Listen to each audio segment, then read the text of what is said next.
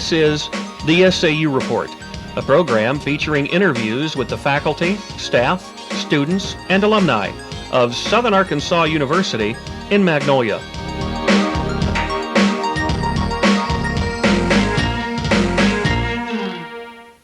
Welcome to this edition of the SAU Report. I'm Tarea Haywood. And I'm Casandra Rose. Our guest today is assistant women's basketball coach, Jeff Flanigan.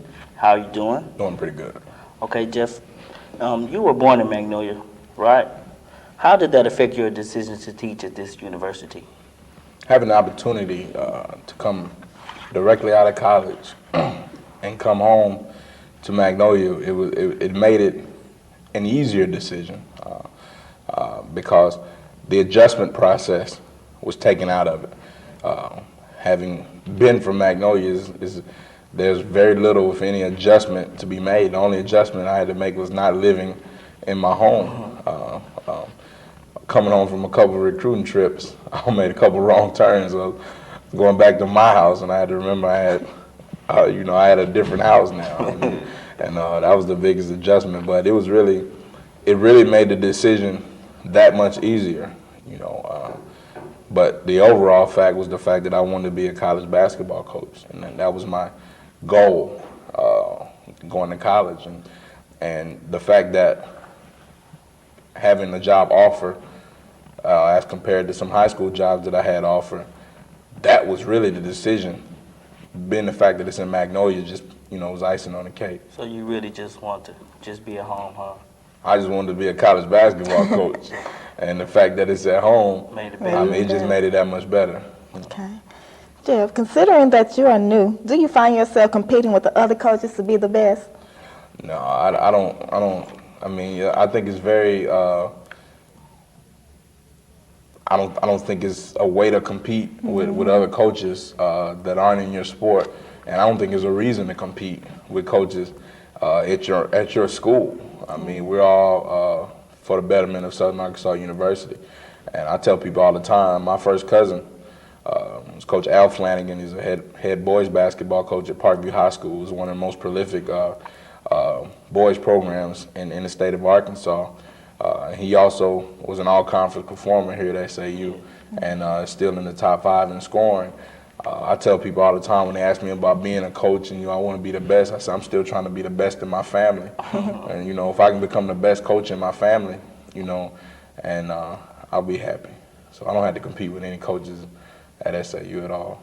Okay, as an assistant coach, what exactly are your duties to the players and the coaches? My main duty is on-court duty. I'm the defensive coordinator. I coordinate the defenses. I call the defenses in games. I make those type of adjustments. I assign matchups to the different players. When I break down film and the scouting report, I'm doing it basically from a defensive angle. So I'm analyzing the opponent's offense, seeing what defense and who I could put on certain players. Off-court duties, I'm over the managers, our 2 managers, so I make sure that they're, having all the managerial duties taken care of. Filming, I'm also over film exchange. We exchange film with opposing programs, and I'm over that. I take care of all of that. But my biggest job off the court is the fact that I'm also the recruiting coordinator, and I recruit all of our athletes that we bring in, and I'm over basically compiling the list of recruitable athletes, and then going out and evaluating those and setting up official visits and phone calls and taking care of all the NCAA paperwork that has to be taken care of for recruiting. Do you feel women's sports get the recognition they deserve? I think the 1996 Atlanta Olympics was really the starting block in terms of worldwide recognition for women's athletics. You started a professional league of soccer for women. The 2 basketball leagues for women, the ABL and the WNBA, started because of the popularity of the 96 Olympics and the women on that team. The ABL is thus folded, but the majority of the big name players from the ABL went into the WNBA. And so I think now women's basketball because that's my sport. He's kind of the forefront of national recognition, and it's nothing new now to see Cheryl Swoops or Lisa Leslie or, Shamiqua Holtzclaw on the cover of a magazine. Michelle Snow, the University of Tennessee, she just dunked 2 weeks ago emphatically in a game. It wasn't just a, she. I heard about that, man. I was hearing a lot about that. She yanked it pretty good, and things like that. And I think as women's sports begin to continue to be successful, the recognition is just bound to come, because the athletes, they might not be jumping out the gym and doing Vince Carter, Kobe Bryant type moves and dunks, but the basketball and the athletics, whether it's in soccer or whatever the sport may be, it's at a high level. And so we're starting to get more and more recognition as it goes on. Okay, leadership must be an attribute of all coaches. What programs or associations are you a part of? Currently, I'm the on-campus advisor for Alpha Phi Alpha Fraternity Incorporated, which I'm also a member of. I'm also the student activities coordinator, which is a totally separate job responsibility than my coaching responsibilities. That job is very fulfilling, and it allows me to get some type of break from the rigors of coaching. And it also gives me the opportunity to interact with about basically 100% of the student body. I was highly involved in college and a number of collegiate organizations and different professional organizations that I'm still a part of now. I also teach Freshman Seminar, which is very fulfilling. It's right up there with coaching. I took that class. It's very fulfilling because you're dealing with students that are fresh. And they're fresh, fresh out of high school. Then you got some non-traditional students who are kind of apprehensive about being back in school, and helping them throughout the semester, whether it be study skills and different things like that. That's fun. So yeah, I guess the, other jobs that I had to do on campus. You like the student interaction? I think anybody, I would hope, that's in the field of education would be, number one on their list is student interaction. To see the light bulbs go off in a student's head or in an athlete's head, I think that's what you do it for. It's definitely not the paycheck. Okay. What advice would you give young children that want to get involved in sports? Set yourself up academically first. Yeah. Because here you're a student athlete, and there's a reason why student comes before athlete. It's not possible. I don't care how much you play a sport. I don't care how far you can hit a ball, how fast you can run with a ball, how far you can shoot a ball. If you don't have grades, you're not going to get the opportunity to do that other than on the playground. And I think if kids focus their priorities on academics, your athletes are going to do it. I mean, you don't have to be pushed to do something that you're good at and that you love to do. Now, some are pushed, but if you want to participate in sports, I think if you take care of your academics, practice definitely. You always got to continue to hone your skills. I don't care if we go out there and go 36-0, there's still things that we can improve on as individuals and as teams. And so that's definitely true coming up in the maturation process and development when you're trying to play a sport. Okay, being a new faculty member here, do the students and faculty make you feel at home even though this is your home? Yeah, I mean, I knew a lot of the faculty and staff prior to my, arrival because I'm from Magnolia. Coach Biley has always been a mentor of mine, even though he might not have known it, and subconsciously I might not have known it consciously in my subconscious. Coach Biley made coaching real for me. Being a young man growing up, I didn't even know when I went to college that you could major in the field of coaching. I just knew I wanted to be a coach. My mom wanted me to be a doctor, so I went to school and majored in biology. And said, well, I'll just get a biology degree, and then I'll go be a coach. But Coach Biley's what kept that in my mind. So I knew Coach Biley. I've had the opportunity to coach both his kids. Mr. Cletus Stewart, who's the director of Multicultural Services. I knew him previously because we've been in some conferences together. So I met him, had a somewhat of a relationship with him. Dean Corson, who's my boss in student life, I coached his son when his son was 9, so I knew Dean Corson from that experience. Dr. Diana Powell, her son David and I are very close friends and classmates, so I spent the night at her house through high school. So being in a faculty meeting, Dr. Clinton, both of them, their daughter is a classmate of mine. We're very good friends. And being in a faculty meeting with them is kind of funny, because technically in that sense, we're colleagues now. And I don't look at them like that. I'm still looking at them. Good friends, as up there. I'm looking up there. That's Mr. and Mrs. Clinton, so it's a little different. But yeah, they made me feel at home, very much so. If one of the team members wanted to drop out of school, would you take it up to make her stay, to help talk to her, like, you're making the wrong decision, you need to go to school, get an education? Depends on how many points she was having. She played the whole game. She was a star. She started, she put in about 20 points, dude. We might have to camp out in Talbot Hall until she decides she's going to stay in school. But no, seriously. That's really honestly not a factor. I think education, especially free education, should be taken advantage of. There are times when a lot of people did not have the opportunity to receive an education. And as an educator, which is all I am, you can call me coach, you can call me whatever, the fact is I'm an educator. I think it would be my duty, especially in a close setting, like having a team. It's much different if I was just a classroom teacher and I saw 28 students and it rotated every semester, But the fact that I have a team, 15, 17 girls that I deal with daily, I think, I would definitely, have to take it upon myself to try to encourage that young lady to remain and continue on, with her school. Especially if they come. I don't care if you finish one semester. If you finish one, you can finish two. Yeah. And if you finish two, you can finish three, so on and so forth, and then you finally finish. Do you think individuals who refuse to attend college or trade school really understand the power of an education?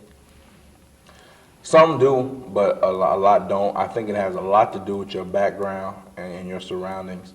If education is not something that's been, instilled in you, and the value of it been instilled in you from the time you were growing up, it's not possible for you to just all of a sudden have the value for it out of the clear blue sky. That's very unlikely. I guess it is possible, but that's very unlikely. Education permeated my entire upbringing. It was all that was going to college for me was like going from the 10th to 11th grade. Yeah. It was a natural process, and so it was very easy for me to want to be educated. My grandmother has a degree. My mother has a master's degree. My grandmother taught for 39 years in the public schools. That's something that was just pounded into me from jump. If that's not pounded into you, it's kind of tough, especially if you're seeing other ways that you think are viable options to get money. Because the fact is, the studies have shown that the average people go to college not for the love of education, but for the love of money. But for the love of money, so they can go out and get the job that they want and make the money that they want to get what they want. So I don't necessarily, I won't go as far as to say if you don't go to trade school, you don't go to college or whatever, that you don't value an education. I will say, though, that there may be circumstances within your situation that prevent you from seeing the reason to value an education, which is a totally different situation in and of itself. Okay. Teachers and coaches influence a child's life. Okay. Why did you choose to teach college-age students opposed to younger kids? Because, I did my student teaching. And the urge to put your hands on a child and say, look, come on, not to beat on a kid or nothing like that, but just to, that's almost prohibited. When I was growing up, my teacher could take me aside and put her arms around me and say, look, you need to do this, that, and the other. Some kids come to school and they would just, Coach Flanigan, they just run and try to hug me. And you're being told by administration to shy away from that, you know, because of different possibilities of lawsuit and all that. A lot of that, unfortunately, is impersonal now. Therefore, in my opinion, the education is watered down for some kids that need that personal touch. You know, some of these kids, the only hug they would get would be from Coach Flanigan when they ran to school. You know, and as far as the basketball aspect of it, if I was just a school teacher, if I was just going to teach school, I would be in a public school. Because I think that's where the foundation needs to be laid, and that's where it's most needed. Being I want to be a basketball coach, career-wise, I want to be in a situation where that's what I can focus on, coaching basketball. And even though I have other jobs and things and responsibilities here at SAU, as you move up on the ladder, your main focus is coaching basketball. And that's my ultimate career goal, is to be a basketball coach. So it was tough only in regards that I understood that I could help a lot in the elementary, you know, middle school and high school levels, possibly reach more people. But I thought I could reach a smaller group of people more effectively coaching. You know, you can't, you know, Coach Biley and I have this saying about you can't put your arms around all the kids, meaning you can't show the same type of emotion and love or whatever and caring for all 17 of our athletes, unfortunately. That's unfortunate. Well, you multiply that by 28 students 6 times a day, you know, that's a very tough situation, you know, to deal with. You're talking about, you know, 240 some different faces every day. Somebody's gonna get left out. Yeah. So. And in terms of coaching, what goals do you hope to achieve at SAU and in life? I just want to know that when Coach Biley and I step out on the floor in practice and the games, I want to be able to see that player who came to college and didn't know how to do a particular skill, couldn't, you know, weren't moving their feet defensively, or their jump shot wasn't that great, or they didn't understand the concepts of man-to-man defense, or whatever. I want to see that student, that athlete, do that, you know, to the point of automaticity where they don't even think about it anymore. It's just done. That's when you know you're accomplishing something as a coach, regardless of what the scoreboard says. I mean, that's going to take care of itself. If I do my job as recruiting coordinator, and Coach Biley and I out there working hard, running the Class Act program, we got Class Act administration from Dr. Gamble all the way down. Our athletic director, Coach Jay Adcox, is a great athletic director, and he's there for all of the athletic programs and teams. If we just continue to work within that framework that we're given, the scoreboard and all that will take care of itself. But if you actually are teaching something and you're seeing better people, right now we have 100% graduation rate for Southern Arkansas University women's basketball. That's almost unheard of. We put the most people on the Gulf South Conference honor roll, you know, in basketball in our conference. Those are things that we're very proud of. And if we continue that tradition, you know, regardless of wins and losses, then I will have met and exceeded all of my goals as a coach.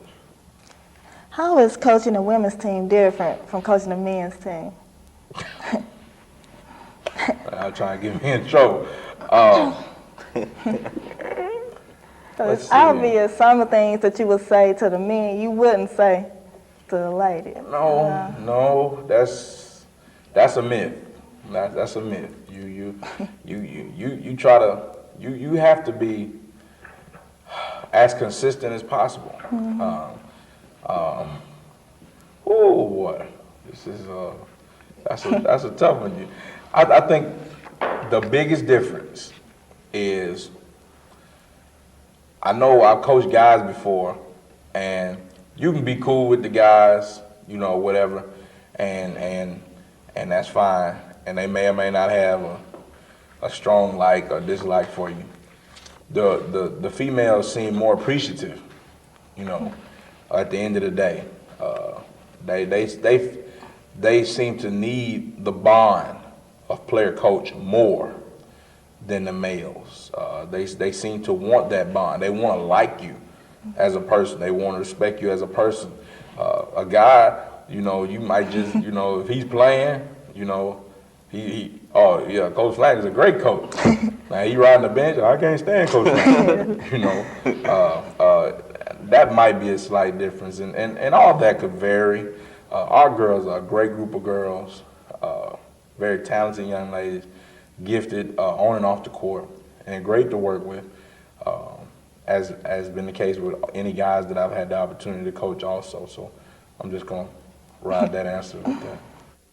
Winning 5 AAU championships and coaching a number of other successful teams, do you plan to take the Rider Reds to new levels of success in basketball? I think Rider Red basketball, with what Coach Biley's done in his 5 years as head coach, was poised to go to the next level before I got here. They were a game away from making the playoffs last year, which is a huge improvement because Coach Biley's first year he was 1-24. So to come from one win to being one win away from going to the playoffs is a great advancement in any term. So in my opinion, the Rider Red program is already going to the next level.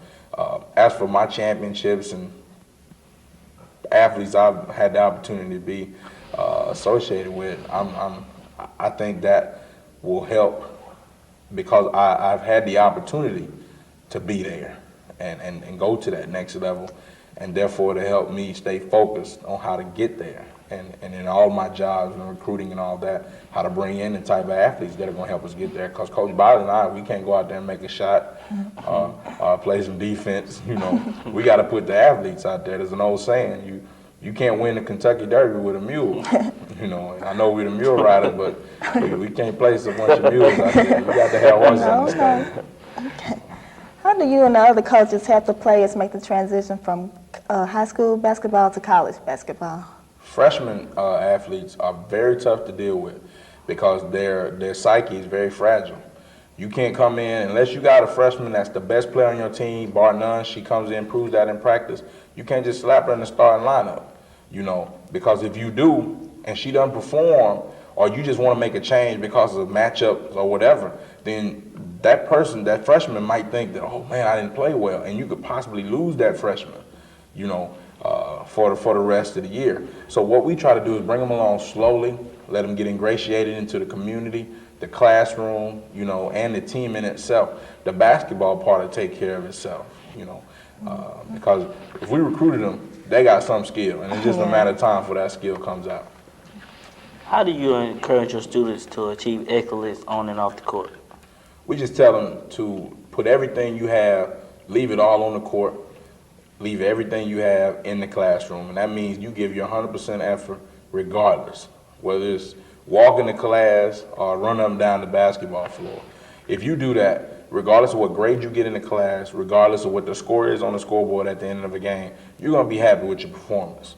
But if you haven't, then you're going to always second guess whether or not, man, could I have hustled a little more for that rebound, or could I study a little more for that test, you know? And if you do your 100% best effort, you know, my 100% might be 4.0 in the classroom and 2 points, 5 rebounds on the court. Your best might be 2.5 in the classroom, but 35 points and 20 rebounds on the court. You know, we're all different people and we're different. That's what we just push, give 100% all the time. Being that you're a successful young man, do you think it's important to give back to the community? I think as an educator, you know, you already give back to the community because you're giving back, productive citizens to the community some way along another. I think all educators are part of a large jigsaw puzzle that make up society. And hopefully you just make sure you sand down your piece of the puzzle and it fits in the rest of it. So yeah, it's definitely important to give back to the community. How do you find time to relax on road trips, and how does your wife feel about this? I don't know if relaxing is part of my vocabulary. It's very possible to put in 16, 17-hour days. So I don't get a lot of time to relax, quote unquote. my wife being in a new situation, she's a student also, me being gone a lot, it's a tough transition for her. She's getting better, spending more time with my grandmother who's here when I'm going, so it helps her a lot to kind of, you know, get acclimated to being in Magnolia. But it's a tough transition, as it would be for any newlywed when, you know, I leave the house at 7:30 in the morning and might not come back till 11. Okay. Okay, well, thanks for joining us, Jeff, and thank you for joining another edition of the SAU Report.